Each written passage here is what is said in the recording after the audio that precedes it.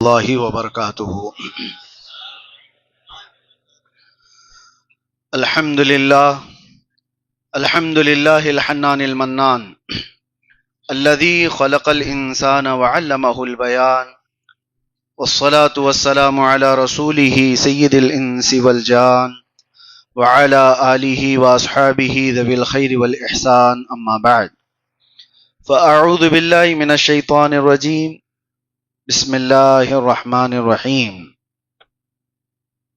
من المؤمنین رجال صدقوا ما عاهدوا الله علیہ فمنهم من قضى نحبه ومنهم من ينتظر وما بدلوا تبدیلا، صدق اللہ مولانا العظیم۔ بارگاہ رسالت مآب صلی اللہ علیہ وسلم میں درود پاک کا ہدیہ پیش کریں۔ اللہم صلی علی سیدنا و مولانا محمد معدن الجود والکرم وآلہ واصحابہ الکرام وابنہ الکریم وبارک وسلم صلاة دائمة سرمدا ابدا۔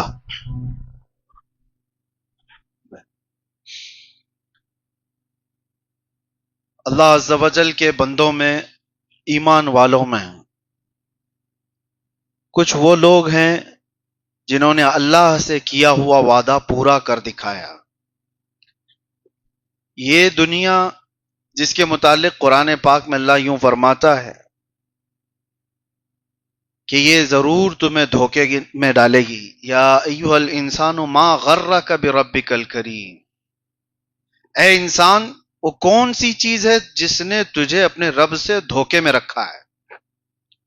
ما غرک بربک الکریم، کون سی چیز ہے جس نے تجھے اپنے رب سے دھوکے میں رکھا ہے۔ الذی خلقک فسواک فعدلک، وہی تو رحمان ہے جس نے تجھے پیدا کیا، جس نے تجھے سیدھا کیا اور تیرے لیے سب کچھ مہیا کیا۔ اور اسی رب سے کون سی ایسی چیز ہے جو تجھ کو دور کر رہی ہے یا تجھے دھوکے میں رکھی ہوئی ہے۔ ایک چیز یہ ہے۔ اور اس دنیا کے متعلق رب ذوالجلال یوں بھی فرماتا ہے کہ اس کا سامان بہت تھوڑا سا ہے، بہت تھوڑا سا ہے، لیکن اس کا دھوکہ بہت بڑا ہے۔ اور دوسری بات یہ بھی ہے کہ میں یہ باتیں اس لیے عرض کر رہا ہوں کہ قرآن میں ایک آیت ہم نے دیکھی کہ اللہ تعالیٰ یوں فرماتا ہے بل یرید الانسان لیفجر امامہ۔ اسی پر مجھے کچھ بات کرنی تھی۔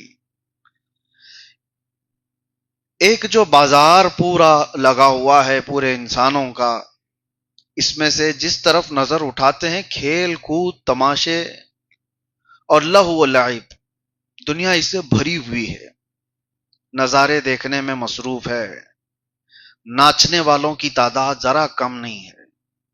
ہر شہر میں، ہر علاقے میں بے حیا لوگ، عریاں لباس، یہ سب جگہ دیکھنے کو ملتا ہے۔ کبھی کبھار ہم نظر دوڑا کر کے دیکھتے ہیں کہ ان لوگوں کا ویژن کیا ہے۔ ہمارے ماحول میں ہم پلے ہوئے ہیں تو ایسا لگتا ہے کہ جوان ہوتا ہے بچہ تو کچھ کمانے کی سوچتا ہے، فیوچر بنانا ہے، گھر بسانا ہے، کوئی جاب لگ جائے، کوئی بزنس لگ جائے۔ لیکن ان ننگے لوگوں کو دیکھ کر یہ محسوس ہونے لگتا ہے کہ ان کا ویژن کیا ہے، یہ کس چیز میں کمانا چاہتے ہیں۔ ناچ بھنگڑا، یہی تمام چیزیں۔ تو بعد میں سمجھ میں آیا کہ سب سے زیادہ تو وہی لوگ کماتے ہیں۔ وجہ کیا ہے؟ عیاش لوگوں کی آمدنی بہت زیادہ ہے، جسم بیچنے والوں کی آمدنی بہت زیادہ ہے، محنت کش جفا کش لوگ جو دن بھر محنت کرتے ہیں ان کی آمدنی قلیل ہے۔ ایک اعتبار سے دیکھا جائے تو گزر بسر کرنے والی، اور ان کے پاس راتوں میں بھی دن میں بھی بے تحاشا مال کی برسات ہو رہی ہے۔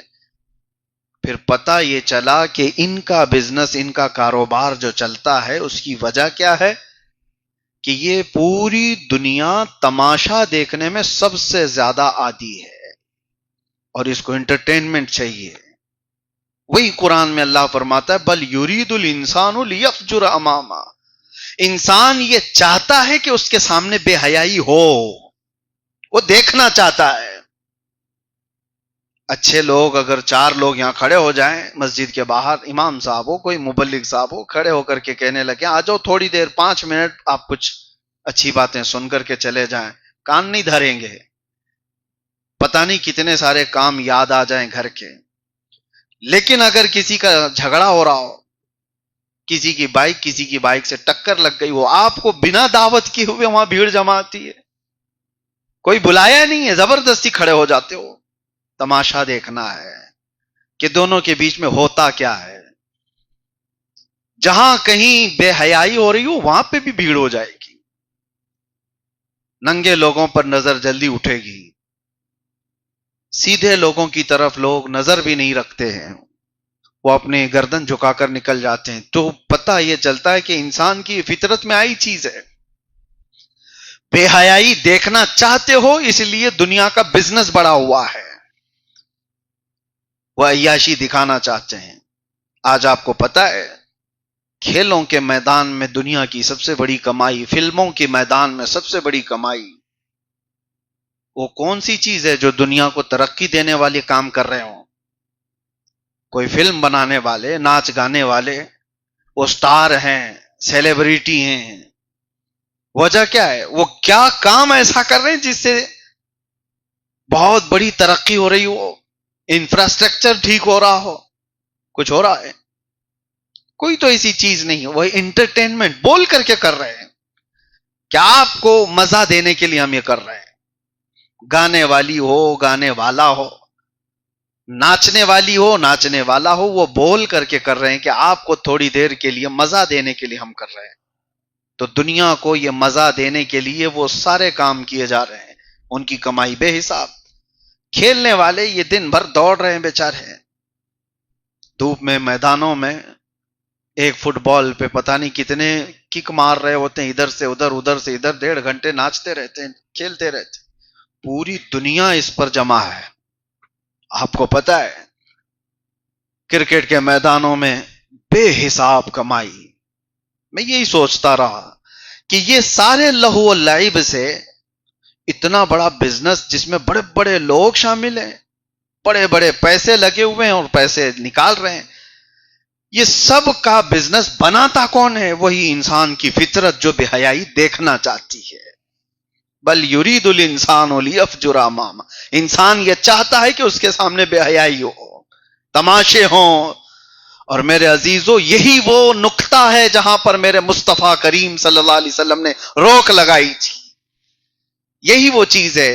اس گندگی کو جس وقت انسان اپنے اندر سے نکال پھینکے گا، ارے مدینے میں بات یاد آتی ہے، مولانا جلال الدین رومی لکھتے ہیں ایک بانسری بجانے والا تھا اور اتنی سریلی بانسری بجاتا تھا کہ لوگ مدہوش ہو جاتے تھے، سنتے تھے۔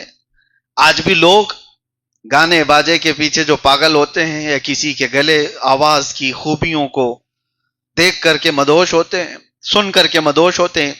مدینے کا ایک ایسا گویا، اور عمر اس کی ہو گئی تھی 70 کے اوپر، 80 کے قریب پہنچ رہا ہے، لیکن بڑھاپے میں اب سانس لمبی نہیں ٹھہرتی تو سر بدل جاتے تھے، اب یہ حالات بھی تھے۔ لیکن اس کے ساتھ ہی مدینے کا یہ وہ دور ہے جو دور فاروقی کہلاتا تھا۔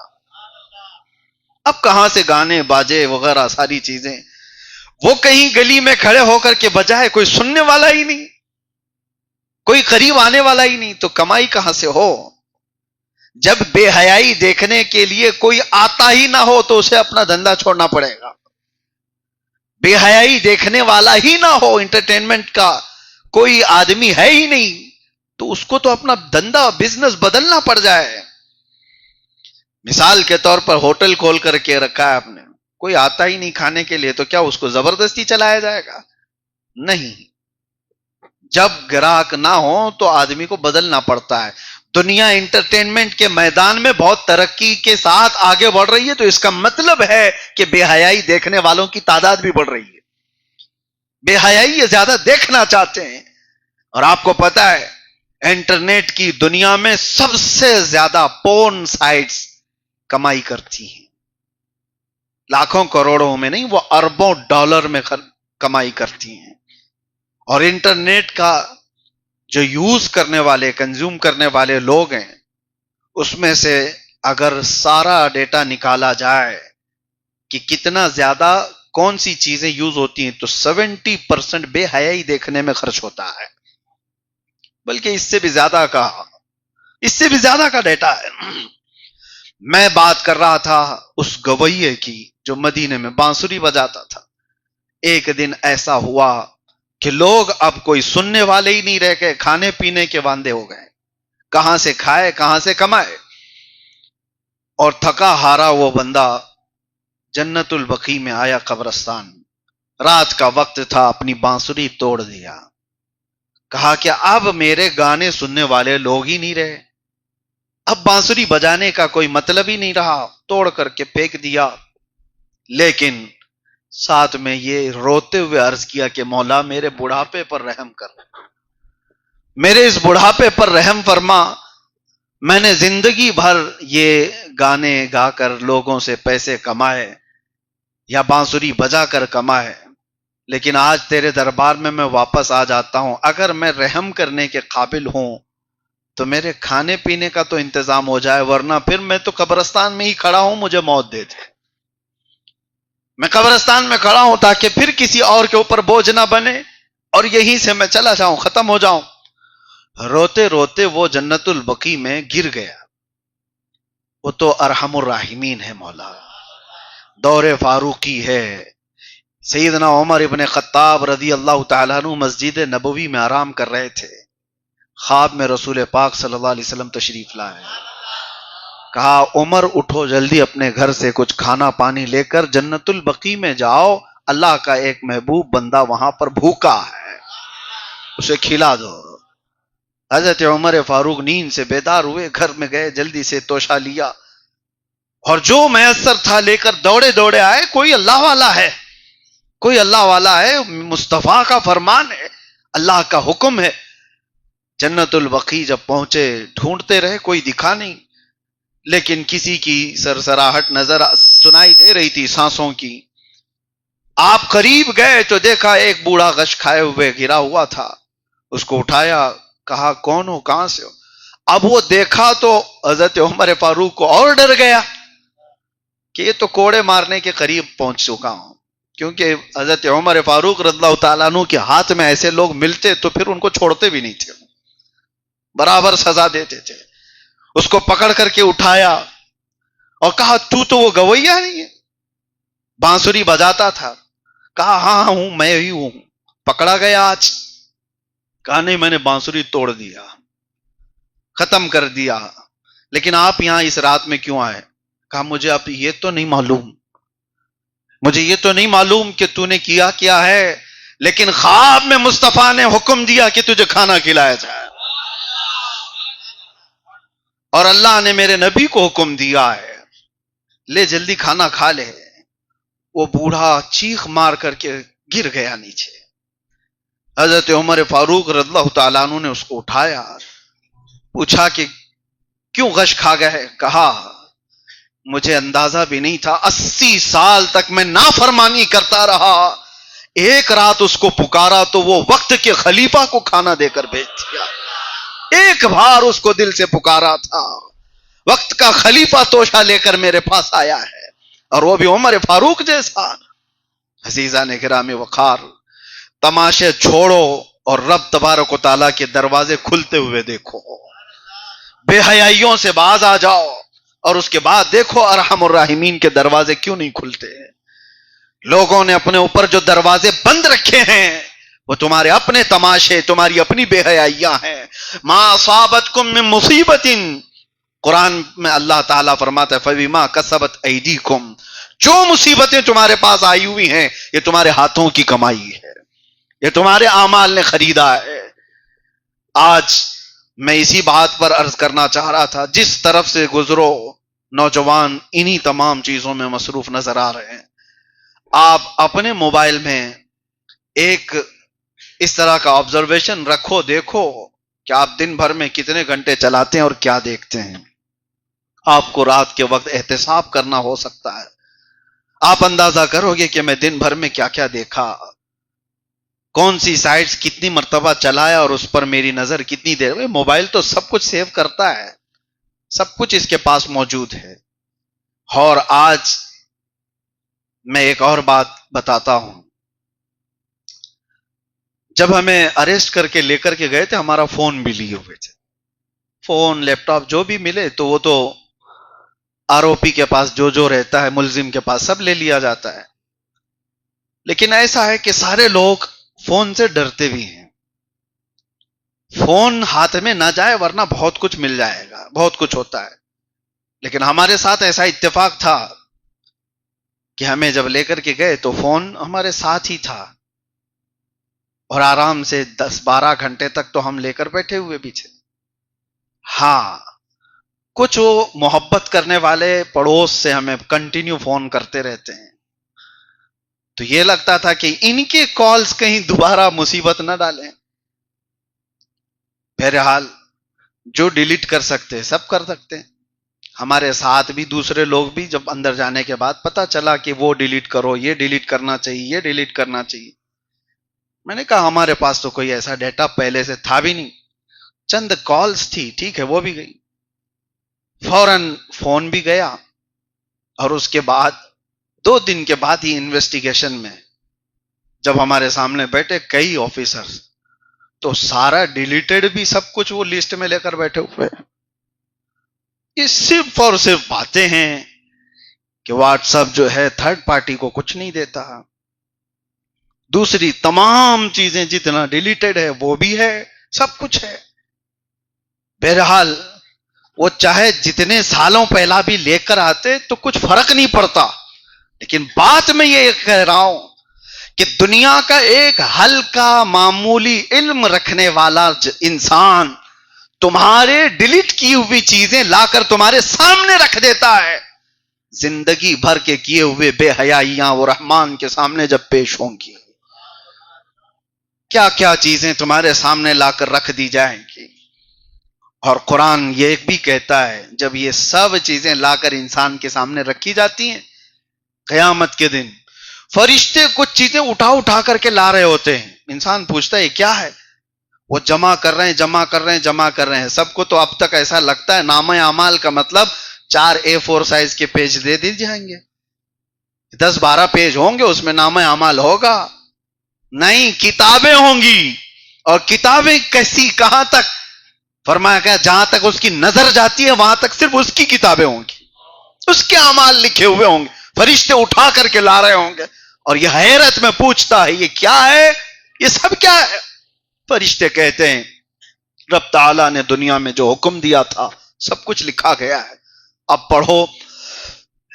جب وہ بندہ کھولتا ہے تو کیا پکار کر کے کہتا ہے پتہ ہے؟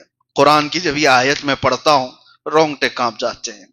انسان یہ کہتا ہے مالی ھذا الکتاب لا یغادر صغیرۃ ولا کبیرۃ الا احصاها.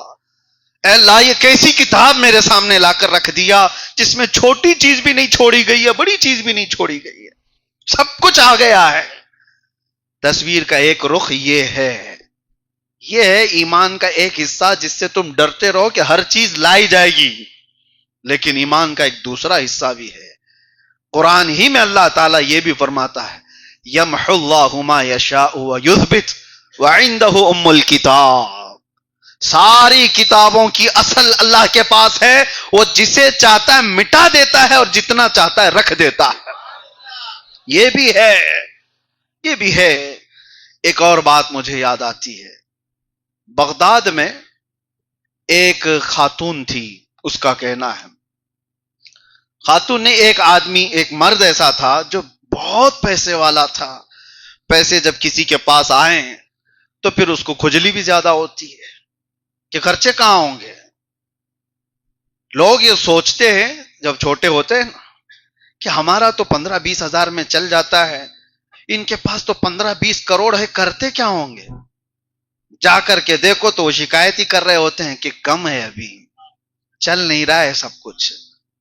تمہارے 15-20 ہزار میں جو گزر بسر ہوتا ہے، یہی سوچ رہتی ہے بڑے لوگ کرتے کیا ہوں گے، کیا سونا چاندی کھاتے ہیں؟ پیٹ نہیں بھرتا ہے، کیونکہ دنیا کے اندر اتنی تمام بے حیائیاں اور تماشائیاں رکھی ہوئی ہیں جس میں پیسہ لگتا ہے. ہر ایک کا شوق بڑھتا جائے گا، اس کے لیے اتنا پیسہ اسے چاہیے.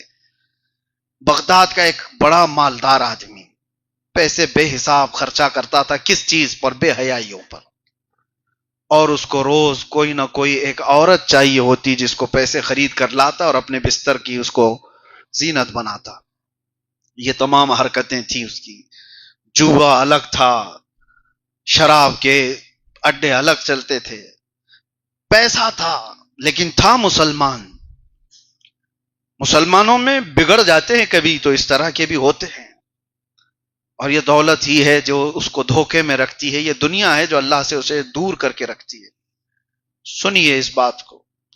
ایک دن ایسا ہوا کہ بازار سے گزرتے ہوئے ایک عورت کو دیکھا اور اسے وہ پسند آ گئی. جا کر اس سے بات کرتا ہے کہ کیا تجھے اتنے اتنے پیسے دے دیتا ہوں، گھر آئے گی میرے؟ وہ خاتون تیار ہو جاتی ہے کہ ٹھیک ہے میں آ جاتی ہوں. لے کر کے اس کو آ گیا. اس کا تو روز کا پیشہ تھا، معمول تھا عیاشی کرنا، پیسے اڑانا. جب اپنے گھر لے کر کے آیا اس عورت کو اور اس کے بعد اپنے کمرے میں بلایا اور کہا کہ تیری یہ رقم، یہ ساری چیزیں لے لے اور اس کے بعد میرے جسمانی سکون کا ذریعہ تو بن جا، جو مجھے چاہیے. تو دیکھا جیسے ہی اس عورت کی طرف تو عورت اتنا کانپ رہی ہے، ہاتھ پیر اور پورا چہرہ اس کا پیلا پڑا ہوا ہے.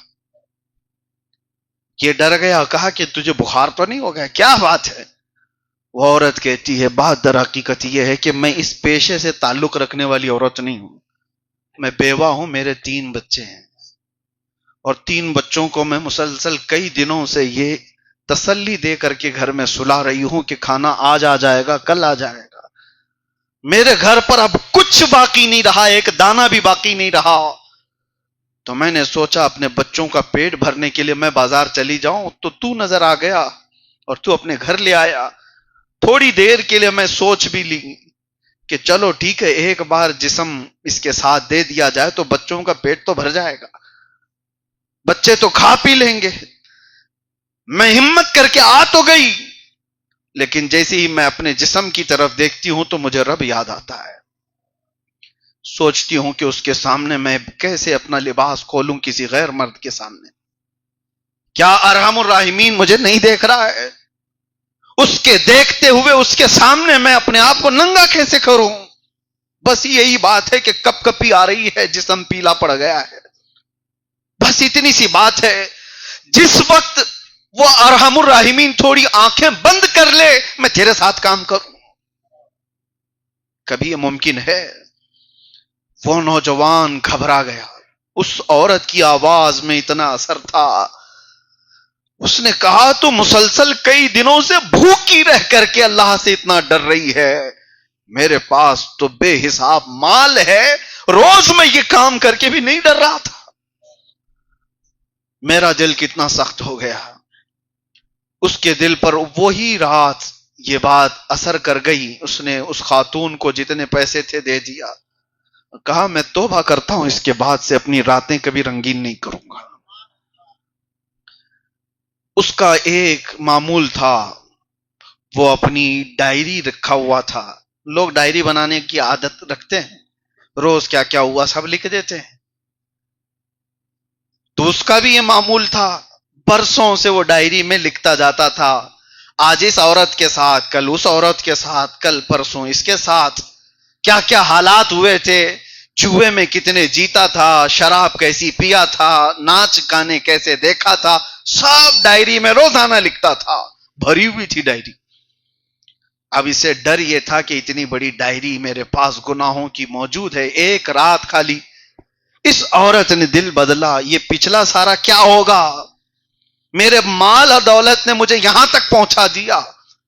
لیکن دل بار بار کانپ رہا تھا. اس عورت کو تو عزت کے ساتھ وہ بھیج دیا اس کے بچوں کو پیسے دے کر، لیکن آ کر کے اللہ کی بارگاہ میں رونے لگا. کہا میں اگر چھوڑ دوں مولا، یہ توجہ بہت سارے لوگوں کے لیے مسئلہ ہے. بہت سارے لوگ یہ سوچتے ہیں کہ اتنا ہو گیا اب کیا ہونے والا ہے، اتنا تو کر چکا ہوں اب بچا کیا ہے. ان لوگوں کے لیے ہے، چاہے تمہاری جان یہاں تک پہنچ جائے تب بھی نا امید نہ ہو. وہ مرد اللہ کی بارگاہ میں کہتا ہے اتنا سب ہو گیا مولا، اب میں توبہ کروں تو کیا میں معاف کیے جانے کے قابل ہوں؟ کتنی عورتوں کو رنگین کیا، کتنا مال میں نے کہاں کہاں بہایا ہے، یہ سب کیا ہوگا؟ اور اس نے سوچا اٹھا کے توبہ کر لیتے ہیں۔ توبہ کرنے کے بعد وہ ڈائری کو جلانے کے نیت سے گیا، جتنے گناہ کر کے وہ روزانہ لکھا ہوا تھا اس ڈائری کو ختم کر کے نئی ڈائری لکھتے ہیں۔ یہی حیرت کی بات ہے جو مجھے چھو لیتی ہے بات، وہ جوان وہ ڈائری اٹھا کر کے لاتا ہے تو دیکھتا اس کے پورے پنے بالکل سفید ہیں، کہیں کچھ لکھا ہوا نہیں ہے، کہیں کچھ نہیں ہے۔ اس کے ہاتھ کانپنے لگ گئے، اس کے ہاتھ کانپنے لگ گئے، برسوں کی میری لکھی ہوئی کہانیاں کہاں ہیں؟ غیب سے آواز آتی ہے جب کوئی دل ہمیں دے دیتا ہے تو ہم اس کے اعمال بھی صاف کر دیتے ہیں، اس کے ساری پچھلی چیزیں معاف کر دی جاتی ہیں۔ بے حیائیوں کو بدلو اور اس کے بعد ارحم الراحمین کے کھلتے دروازوں کو بھی دیکھو۔ ارحم الراحمین وہ ذوالجلال وہ بندوں کے لیے ہے۔ اور ایک بات میں کبھی یہ بھی اللہ کی بارگاہ میں عرض کیے، اکثر آپ کے سامنے پیغامات دیتا بھی رہتا ہوں، یہی چیز، اللہ کے لیے کروڑوں بندے ہیں، ہم سے اچھے لوگ ہیں، وہ جب چاہے متقیوں سے اپنی عبادت کرا لے، وہ صالحین سے اپنی عبادت کرا لے، شہیدوں کی جماعت ہے، اس پروردگار کے پاس کروڑوں نیک لوگ ہیں، لیکن ہمارے پاس اس کے علاوہ کوئی نہیں۔ ہمارے لیے صرف ایک ہی خدا ہے، ہمارے پاس کوئی دوسری چوائس ہی نہیں کہ جا کر کے ہم دیکھیں یہ نہیں راضی تو اس کو کریں، وہ نہیں راضی تو تیسرے کو کریں۔ ہم نے اس طرح کے ہر جگہ سر جھکائے ہی نہیں، بلکہ دنیا میں آئے تھے تو پہلی آواز سن کر کے ہی آئے تھے، اللہ اکبر اللہ اکبر، اللہ سب سے بڑا ہے۔ جائیں گے بھی اس دنیا سے تو یہی سن کر جائیں گے، اللہ سب سے بڑا ہے۔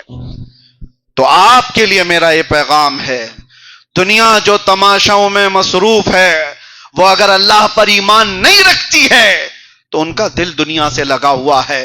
تم تو اپنے رب العالمین کی دربار میں جھکنے والے ہو، تمہارا دل کیسے لگ جاتا ہے؟ تم بے حیائیوں میں کیسے پڑ جاتے ہو؟ تمہارا مال پائی پائی کا حساب اللہ کی بارگاہ میں ہوگا۔ اگر تمہارا آخرت پر ایمان ہے اور اللہ پر ایمان ہے تو پھر اپنی زندگی کو بدلنا ہوگا۔ دنیا کو یہ نہ دیکھو کہ وہ کس طرح ناچ رہی ہے، تمہارے لیے وہ آئیڈیل نہیں ہے، ان کو دیکھ کر کے تم اپنی زندگی کے نشیب و فراز بناؤ گے۔ تمہارے لیے آئیڈیل رسول اللہ کے صحابہ ہیں، ان کی زندگیاں ہیں۔ حضرت عمر فاروق رضی اللہ تعالیٰ عنہ کے زمانے میں ایک اور صحابی کی بات بتاتا ہوں، ایک سعید بن عامر جوان، تقریباً ان کی 26-27 سال کی عمر تھی، مشہور تھا پورے مکہ میں ان کی طرح کوئی خوشبو نہیں لگاتا، بہت مہنگی خوشبو، بہت مہنگے لباس پہننے والے، عمدہ زندگی گزارنے والے۔ مقام تنعیم جہاں مسجد عائشہ ہے آج، مکہ والوں کی بھیڑ جمع تھی، وہ بھیڑ دیکھنے کے لیے یہ بھی گئے ہوئے تھے۔ کیا تھا اس بھیڑ میں؟ یہی جو تماشا دیکھنے والے لوگ ہیں۔ حضرت خبیب ابن عدی رضی اللہ تعالیٰ عنہ کو سولی پر چڑھایا گیا تھا اور ان کے کان کاٹے جا رہے تھے، ان کے ناخنوں کو پکڑ سے کھینچا جا رہا تھا، ان کے جسم کا مسئلہ کیا جا رہا تھا، اور ان پر مکہ والے کھڑے ہو کر پتھر مار رہے تھے، یہی دیکھنے کے لیے بھیڑ جمع تھی۔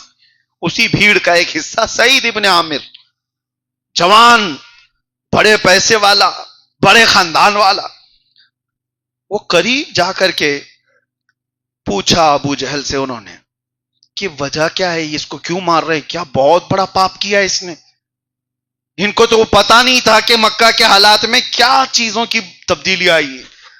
اکثر مالداروں کا حال یہی ہے، ہم بھی دیکھیں پوش ایریا میں رہنے والوں کو پتہ ہی نہیں رہتا بقرعید کب آتی ہے، عید الفطر کب آتی ہے، ان کو تو وہ بھی نہیں معلوم رہتا ہے۔ بڑے بڑے پیسے والوں کا حال یہی ہے۔ تو یہ سعید ابن عامر پوچھنے لگے کہ کیا بات ہے، کیا پاپ کیا اس نے، کیا بہت بڑا کوئی بڑے گھر کا ڈاکہ مارا ہے، چوری کیا ہوا ہے بہت بڑا، ابو جہل نے کہا ہنس کر کے نہیں، یہ صحابی ہو گیا، دین چھوڑا ہوا آدمی ہے، محمد صلی اللہ تعالی علیہ وسلم کے دین پر یہ آ گیا ہے۔ تو سعید ابن عامر نے پوچھا وہ کیسا دین ہے کہ جس کی وجہ سے یہ مان نہیں رہا ہے اور آپ سب مار رہے ہیں، اس کو سب مار رہے ہیں؟ تو کئی لوگوں سے پوچھا، بھیڑ بھاڑ میں تو کسی نے جواب نہیں دیا۔ دور سے انہوں نے خبیب ابن عدی کو دیکھا۔ خبیب ابن عدی وہ ہے جو سینکڑوں کی بھیڑ میں اکیلے کھمبے سے بندھے ہوئے ہیں، جن کے جسم کو کاٹا جا رہا ہے۔ سعید ابن عامر کہتے ہیں اس پوری بھیڑ میں سب بھگدڑ میں تھے، جلد بازی میں تھے۔ ظاہر سی بات ہے تماشوں میں کوئی کسی کو ٹائم بھی نہیں دیتا، جلدی پوچھتا بھی نہیں ہے اور نہ کوئی جواب دیتا ہے۔ سعید ابن عامر کہتے ہیں پوری بھیڑ میں سب مصروف تھے، سب بے چین تھے، پرسکون چہرہ صرف خبیب ابن عدی کا تھا۔ جس کو مارا جا رہا ہے اس پر سکون ہی سکون ہے، مارنے والے تو بے چین ہیں سب۔ یہ سعید ابن عامر کہتے ہیں یہ کس لیے مار کھا رہا ہے؟ اور اس کے بعد غور سے ان کی طرف دیکھے تو ان کی نظریں ان کی نظروں سے ملی، خبیب ابن عدی کی، اور پھر مسکراتے ہوئے دیکھا کہ وہ شہید ہو گئے۔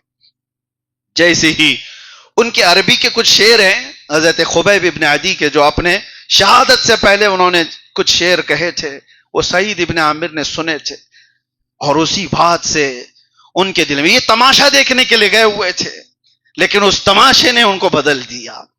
وہ آئے گھر اور دن بھر یہی سوچتے رہے کہ آخر ان کو مارا کیوں گیا۔ رات کو سوئے تو خواب میں خبیب ابن عدی کو بھی دیکھا، اور پھر اپنے ہی من میں پوچھنے لگے کہ ایسا کیا تھا جس کی وجہ سے اتنی سخت سزا دی گئی۔ خبیب ابن عدی نے کہا، جس کو اقبال یوں کہتا ہے، دو عالم سے کرتی ہے بیگانہ دل کو، عجب چیز ہے لذت آشنائی۔ دنیا کیا کہہ رہی ہے اس سے بے فکر ہو جاتا ہے وہ بندہ جس کو محبت مصطفیٰ کی لذت ملتی ہے۔ اب کون کیا کہہ رہا ہے، کون کہاں لے جا رہا ہے، کیسے گھسیٹ رہا ہے، کچھ فرق نہیں پڑتا، ایک بار وہ لذت جس کو مل جائے، وہ لذت آشنائی، حضور سے محبت۔ خبیب ابن عدی کی یہ بات پر سعید ابن عامر صبح بیدار ہوئے اور اس کے بعد کہا مجھے جلدی سے اس حبیب کے پاس لے چلو۔ نبی اکرم صلی اللہ تعالی علیہ وسلم کے دربار میں آئے اور کلمہ پڑھا، داخل اسلام ہوئے۔ تماشا دیکھنے کے لیے گئے تھے اور خود ایک بہت بڑے مالدار۔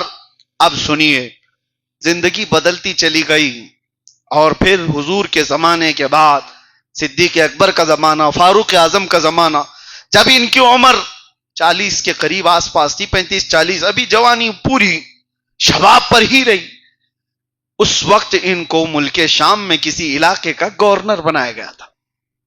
سعید ابن عامر کو گورنر بنایا گیا۔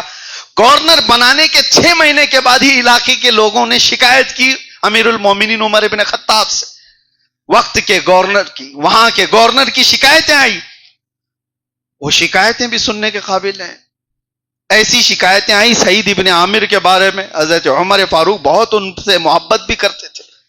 کہا آپ نے جس کو گورنر بنایا ہے وہ تو ایسا ہے کہ جب ہمارے معاملات ہوتے ہیں تو 8 دن میں ایک بار غائب ہو جاتا ہے، کسی کو پتہ بھی نہیں رہتا، چھٹی کر جاتا ہے، پتہ ہی نہیں چلتا، اور اس کے بعد دن میں اتنا حصہ یہ ہمارے معاملات سنتا ہے، رات کو اگر کچھ بھی مسئلہ ہو تو یہ دیکھتا ہی نہیں ہے، سنتا ہی نہیں ہے، کچھ بھی نہیں۔ یہ شکایتیں تھی، کیونکہ پبلک ڈیمانڈ تو یہی ہے 24 گھنٹے ہونا چاہیے۔ تو سعید ابن عامر کی ایسی کچھ شکایتیں تھی۔ حضرت عمر فاروق رضی اللہ تعالیٰ عنہ خود چل کر کے آئے معلوم کرنے کے لیے کہ ان کی شکایتیں کیا ہیں۔ تو جب سارے لوگوں نے شکایت کی تو سعید ابن عامر کو بلایا اور کہا تمہارے بارے میں یہ باتیں ہیں، کیا جواب دیتے ہو؟ وہ سر جھکائے اور کہا پہلی بات تو یہ ہے، دن میں ان کے معاملات سنتا ہوں، پوری رات میں اللہ کی بارگاہ میں کھڑا رہتا ہوں، میرے پاس دوسرا وقت نہیں، اور میں اپنے رب کے حضور جب کھڑا ہوتا ہوں تو انسانوں سے بے تعلق ہو جاتا ہوں۔ دوسری بات، تم 8 دن میں ایک بار غائب ہو جاتے ہو، یہ بات ہے پتے کی میرے عزیزوں۔ وہ شرماتے ہوئے کہتے ہیں اس کا جواب نہ لیں تو اچھا ہے۔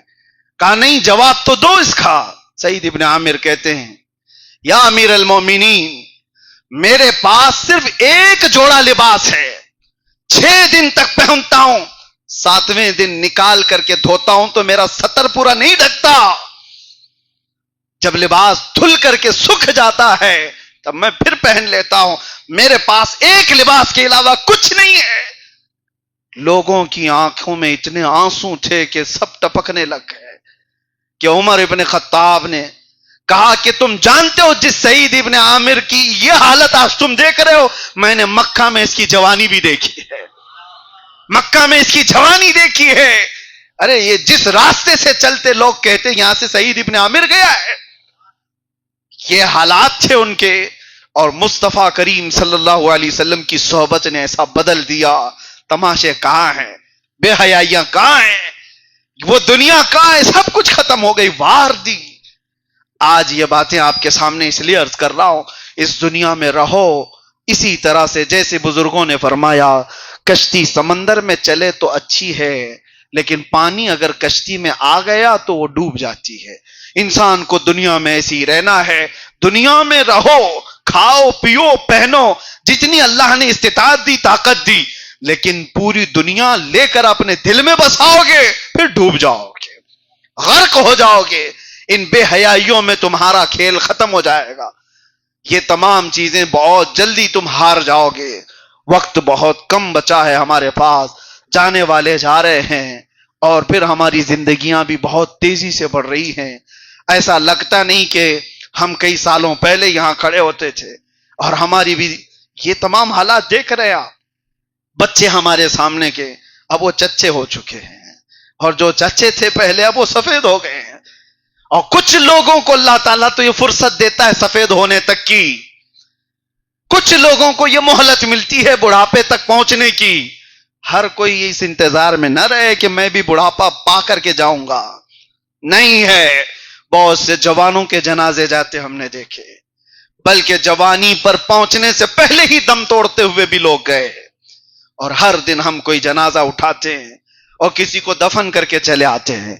میرے عزیزو، بہت تیزی سے ہم اپنے آخری سفر کی طرف بڑھ رہے ہیں، بالوں کی سفیدی، جسم کی کمزوری، کمر کا درد، دانتوں کا ہلنا، فرمایا گئے سب اللہ کی طرف سے بھیجے گئے پیغامات ہیں، بار بار تجھے رب تعالیٰ یہ پیغام بھیج رہا ہے کہ تیرے آنے کا وقت قریب ہو چکا ہے۔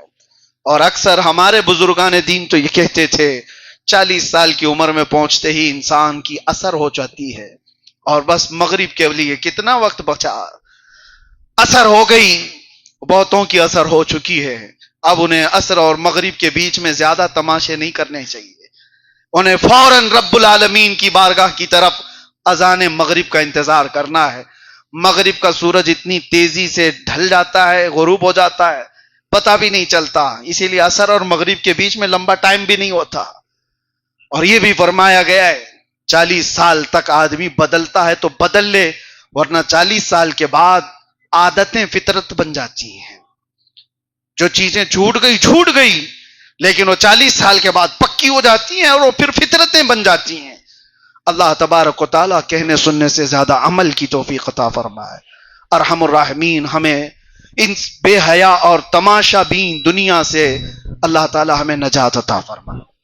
یہاں کی بے حیائیاں جو ہمارے دلوں کو سیاہ کرتی جا رہی ہیں، اے رب العالمین ہمیں ان سے بچنے پر استقامت عطا فرما۔ اور پروردگار عالم، وہ دعا میں تیرے دربار میں کرتا ہوں جو تیرے رسول نے کیا۔ اللہ کے نبی صلی اللہ علیہ وسلم یوں دعا کرتے تھے کہ اے اللہ مجھے اپنے آپ کو میرے حوالے ایک آن کے لیے بھی مت دینا، ہمیشہ اپنی حفاظت میں رکھنا۔ لا تکلنی لا نفسی طرفت عین، پلک جھپکنے کے برابر بھی وقت کے لیے مجھے میرے حوالے مت کرنا، اے اللہ تو اپنی حفاظت میں رکھ، اگر تیری حفاظت سے ایک آن کے لیے بھی الگ ہوا تو تباہ ہو جاؤں گا، برباد ہو جاؤں گا۔ ارحم الراحمین ہم سب کو اپنی حفاظت خاص میں جگہ عطا فرما۔ ان تمام جوانوں کو جو بدلنا چاہتے ہیں تو راستے عطا فرما۔